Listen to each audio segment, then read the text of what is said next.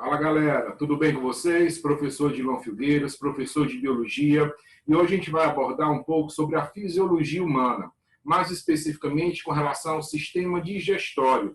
Então, fisiologia é a parte da biologia que estuda os sistemas, o funcionamento dos órgãos, e a gente vai abordar dentro dessa fisiologia o sistema digestório, ok? Preparei aqui um slide para vocês, deixa eu colocar aqui. Então, vamos lá. No sistema digestório, conjunto de órgãos envolvidos com o processo digestivo, seja ele físico ou químico. Então, aparelho digestivo, digesto, digestório ou ainda sistema digestório tem, por definição, é um sistema que nos humanos ou em outro animal é responsável pela obtenção dos alimentos, ou seja, pela nutrição. Esses alimentos são fontes ou de matéria, que vão atuar na nossa constituição química, ou ainda como fonte de energia para que a gente possa realizar as nossas ações. Andar, falar, comer, escrever, tá certo? Então, todas as funções que a gente realiza, todos os movimentos, dependemos da energia, e essa energia é obtida, obviamente, dos alimentos. Qual a composição desse sistema digestório? Obviamente, é formado de um conjunto de órgãos, que tem por a função principal o mecanismo de digestão. Eles trabalham em harmonia para que o produto final, que é a digestão, aconteça. A extensão desse sistema funciona mais ou menos como um tubo digestório, em torno de 6 a 9 metros, desde a boca até o ânus. Isso no indivíduo adulto, ok? Com, obviamente, algumas variações. Então, como a gente está falando de nutrição, a gente tem alguns alimentos ou nutrientes que são inorgânicos, que são pequenos, como água, sais minerais e algumas vitaminas, e as macromoléculas, alimentos maiores, que são as proteínas, os carboidratos, os lipídios e os ácidos nucleicos. Essas moléculas inorgânicas, essas moléculas menores, como a água e os sais minerais, eles são absorvidos diretamente. Algumas vitaminas também são absorvidas diretamente pelo trato digestório, sem precisar passar pelo processo químico da digestão. Já moléculas maiores, as macromoléculas, como as proteínas, os lipídios, eles necessitam ser quebrados anteriormente, então vão ser digeridos anteriormente, para que então eles possam ser absorvidos. Então a gente vai absorver a estrutura dessas substâncias, como os aminoácidos, no caso da proteína. Ok? Vamos para frente. Então, os processos da digestão. Existem processos físicos e processos químicos. O que é que envolve os processos físicos? Mastigação, a deglutição e a movimentação peristáltica, os movimentos peristálticos, que ajudam na trituração e no transporte desse alimento ao longo de todo o trato digestório. Já o processo químico envolve duas estruturas, a emulsificação das gorduras e a hidrólise enzimática. Emulsificação de gordura, que é feito pela bile, não tem um processo de digestão. Ele vai apenas emulsificar, vai favorecer a digestão da gordura, ok? Lembrando que gordura é uma molécula apolar e a água é uma molécula polar. Então, precisa dessa bile, precisa desse emulsificador para que aconteça, então, a digestão da gordura, ok? E a hidrólise enzimática, que é o processo químico da digestão, que é a quebra de uma substância reagindo ela com a água. Para esse processo acontecer, eu preciso de uma enzima. E toda enzima ela é específica a um substrato. Ok? Vamos para frente. Então, o que eu tinha falado da bile para vocês, ela neutraliza o pH, tá certo? Já que ela é formada de sais biliares, então vai ter uma ação na neutralização de pH e na emulsificação da gordura. Aquela camada de gordura apolar, hidrofóbica, que não gosta da água, quando ela se envolve com a bile, ela cria uma parte que é possível a ligação dela com a água, ou seja, é possível a digestão da gordura com a água, a partir de uma enzima que é a lipase. Ok? Então, proteína, carboidrato, no caso ele destaca polissacarídeo, lipídio e ácido nucleico são macromoléculas. Elas não conseguem ser absorvidas, elas não entram na circulação por serem grandes demais. Então, eu preciso digerir, eu preciso quebrar. Quando eu quebro uma proteína, a gente libera o quê? Aminoácidos. Esses aminoácidos são pequenos o suficientes para que possam ser absorvidos. Polissacarídeo é um tipo de carboidrato, por exemplo, o amido. O amido ele é formado por mais ou menos 1.236 moléculas de glicose. Então, o amido é uma molécula muito grande. Então, preciso quebrar o amido para que essa molécula menor, que é o monossacarídeo, no caso a glicose, possa ser então absorvida. Beleza? Com relação aos lipídios, é formado de ácido graxo e glicerol, que é um tipo de álcool, e os ácidos nucleicos são formados por nucleotídeos. Então, proteína, polissacarídeo, lipídio e ácido nucleico eu não consigo absorver, eu preciso quebrar. Quando eu quebro a proteína, libero aminoácido, posso absorver. Polissacarídeo é quebrado em monossacarídeo. Lipídio é quebrado em ácidos graxos e glicerol. E os ácidos nucleicos são quebrados em nucleotídeos. Tipo de digestão, eu coloquei aqui para entender que alguns animais apresentam digestão exclusivamente intracelular e outros apresentam digestão extracelular. Na digestão intracelular, como o nome já fala, ocorre dentro da célula. Não tem uma digestão fora da célula, somente dentro da célula. Já na extracelular, a célula libera as enzimas, liberam substâncias dentro de uma cavidade digestiva para que aconteça, então, a digestão. Lembrando que a extracelular ela é mais vantajosa em relação à digestão intracelular. Por quê? Porque eu consigo digerir uma quantidade de nutrientes maior. Beleza? Com relação ao tipo de sistema digestório, a gente tem um sistema digestório incompleto, é aquele que falta o ânus, só tem a boca, como, por exemplo, nos quinidários. Aqui a gente tem o esquema de uma anêmona, então ela tem uma boca e uma cavidade digestiva e não tem ânus. Então, o que é que ela faz? Ela absorve o alimento, digere o alimento, absorve os nutrientes, depois regurgita também pela boca. Então, quando ela come uma vez, ela só vai se alimentar uma próxima vez depois que ela regurgitar. Já os indivíduos que apresentam a digestão completa, com boca e ânus, o que é que vai acontecer? Ocorre um fluxo unidirecional desse alimento. Então, ele vai passando ao longo do trato digestivo, sendo digerido e sendo absorvido. Então, o animal ele vai poder se alimentar diversas vezes, ok? Não com a necessidade de regurgitar para se alimentar mais uma vez, tá bom? Coloquei aqui o platelminto, que é uma planária, e aqui o anelídeo, no caso a minhoca, mostrando todo o processo, todo o mecanismo do sistema digestivo desses dois animais, ok? Já o nosso é um pouco mais complexo, tem mais estruturas, tá certo? E a gente vai desde a parte mais superior, formada aí pela boca, pela faringe, desce pelo esôfago, passa pelo estômago. Anote essa sequência: cavidade oral, né, a boca, cavidade oral, faringe, esôfago, estômago. Aí começa o intestino delgado, duodeno, o jejum e o íleo. Aí o intestino delgado se conecta no intestino grosso, ok? Entre o íleo e o seco. E bem aqui, ó, tem o apêndice vermiforme, o apêndice iliocecal, tá certo? Que ele tem algumas funções imunológicas, mas a função principal dele é causar apendicite, tá certo? Então ele vai, em alguns processos inflamatórios, ele causa inflamação, causando apendicite, tem que ser removido, ok? É um órgão vestigial. Aí do seco começa o cólon.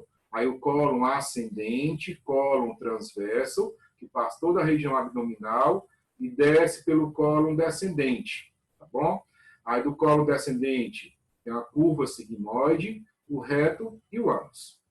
E vai detalhar cada partezinha dessa, tá certo? Então, o início de tudo, obviamente, é pela boca. E o que é que a gente encontra na boca?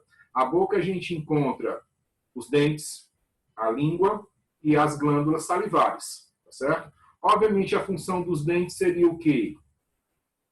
Mastigação, tá certo? Triturar os alimentos. Então, a partir dessa mastigação desses dentes, cada dente tem uma função dentro dessa mastigação. Alguns alunos perguntam, professor, eu tenho que mastigar 30 vezes, 40 vezes? Obviamente, isso depende do bom senso. Se você estiver tomando uma sopa, você não vai precisar mastigar muito. Você está se alimentando de uma carne, você vai precisar mastigar mais. O importante é ter esse senso, essa atenção na mastigação, para que você possa ter uma deglutição e uma digestão adequada. Massa? Vamos para frente. Então, salivação. As glândulas salivares, são 3 pares de glândulas salivares, elas tornam o pH da boca em torno de 7, tá bom? Então, o pH da boca, com a liberação da saliva, tem um pH neutro. Então, inicia a digestão do amido, por uma enzima chamada de pitialina, uma amilase salivar. Como o nome dela é amilase, ela vai atuar sobre o amido, ok? Eu falei para vocês que toda enzima atua num substrato específico. Então, a amilase salivar quebra o amido. O amido é um polissacarídeo, é uma molécula grande, tá certo? vai quebrar esse amido, liberando moléculas de maltose, de dextrina, que são disacarídeos, tá certo? No caso, a maltose ela é formada de 2 moléculas de glicose. Tranquilo? E a deglutição, tá certo? Então, tudo isso vai acontecer na boca. Inicialmente, controle do pH, tornando o pH neutro pela ação da saliva. Os dentes vai atuar na digestão mecânica do processo, apenas um processo físico, tá certo? Para que ocorra a deglutição. Mas já tem digestão química na boca? Tem. Por ação de qual enzima? Vocês anotaram aí? A amilase salivar. E ela quebra quem? Quebra o amido. Quebrando o amido em maltose. Anote tudo isso aí no seu caderno, beleza? Então, vai quebrar o amido em maltose. Então, já inicia-se na boca. E aqui eu estou colocando a imagem das glândulas salivares, que vão produzir a saliva. Glândula parótida, glândula submandibular e a glândula sublingual. Se você levantar a língua, você vai ver que tem 2 buraquinhos por onde sai a secreção dessa glândula sublingual, tá bom? Falamos dos dentes, que cada dente tem uma função específica, um corta, o outro rasga, o outro vai macerar, tá certo? Então, cada um vai ter uma função. E a língua, nesse processo todo, ela vai atuar na homogeneização do alimento. Ela vai misturar o alimento dentro da boca para que todo esse alimento seja mastigado, tá certo? Saindo da boca, né, você mastigou, triturou, já teve ação física e química, né, física pelos dentes e química pela enzima amilase salivar, aí você vai deglutir. Quando você deglute, o alimento chega na faringe. O interessante é que a faringe, pessoal, ela comunica-se tanto com o sistema digestório, tanto com o sistema respiratório, ok? Então, ela é comum aos 2 sistemas. Então, ela também auxilia no processo de deglutição.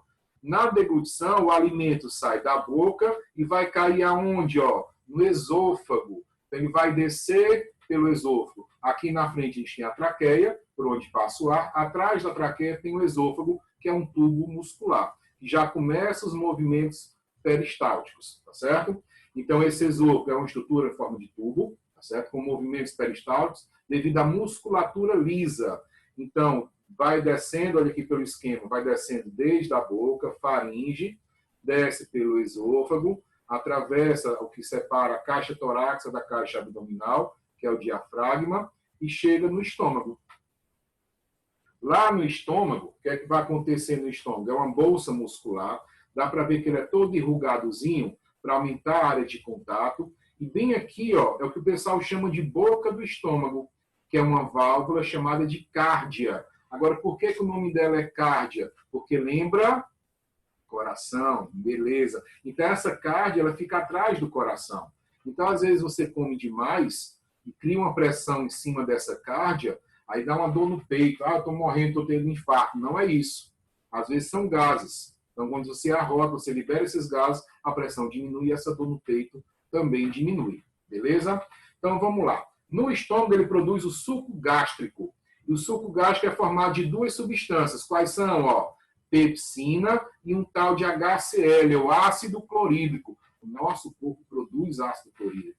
E esse ácido clorídrico é importante para quê? Para matar bactérias, porque vai tornar o pH muito ácido, tá certo? Mas principalmente para ativar essa enzima. No caso que ele vai ativar a enzima chamada de pepsina, tá certo? Pepsina é uma enzima chamada de protease. Protease porque ela quebra o quê? Fala, proteína, massa. Se vai quebrar a proteína, vai ter liberação de peptídeos, de aminoácidos. Então, inicia-se a digestão de proteínas no estômago pela ação de qual enzima? Pepsina. Além disso, ele produz um muco. Obviamente, esse muco ele fica na parede do estômago. Ele vai proteger o estômago contra a ação do ácido clorídrico.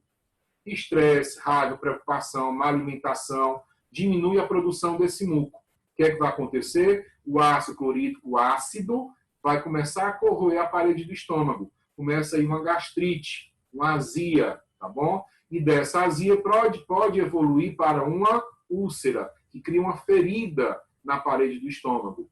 Tem alguns medicamentos que diminuem também a produção desse muco. Tem alguns medicamentos a pessoa toma e depois começa a sentir uma dor no estômago. Por quê? Porque diminui a produção desse muco. Então, tem que ter cuidado com o uso de alguns medicamentos, tá bom? e, obviamente, ter uma vida mais tranquila, que o estresse também diminui a produção desse muco. Então, no processo digestivo, pH em torno de 1,5 a 2 é um pH extremamente ácido. O que torna o pH ácido é esse ácido clorídrico. E vai ter a formação do químico. Como eu falei, na bolsa muscular, então o estômago ele fica se mexendo, certo?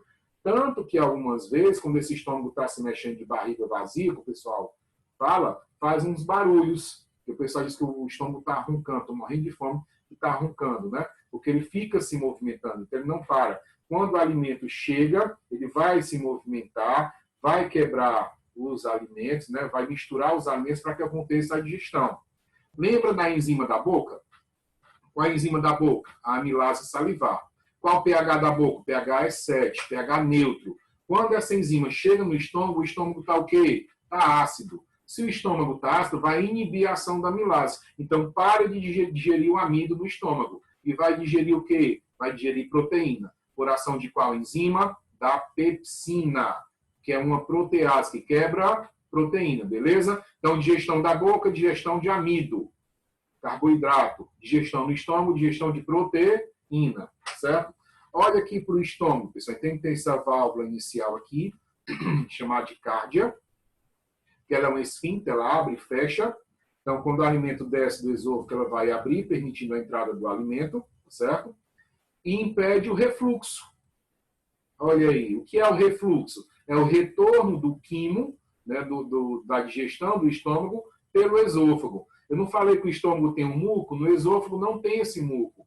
Então, às vezes, a gente tem esse refluxo e sente uma queimação, uma azia, por conta da acidez do estômago, tá certo? Então, essa cárdia, essa válvula aqui evita o refluxo. Então, pessoas que sofrem de refluxo, elas vão ter problema, obviamente, nessa cárdia. Ela não vai estar funcionando, não vai estar fechando adequadamente, ok? E lá no final tem uma outra válvula, um outro esfíncter, chamado de piloro, tá certo?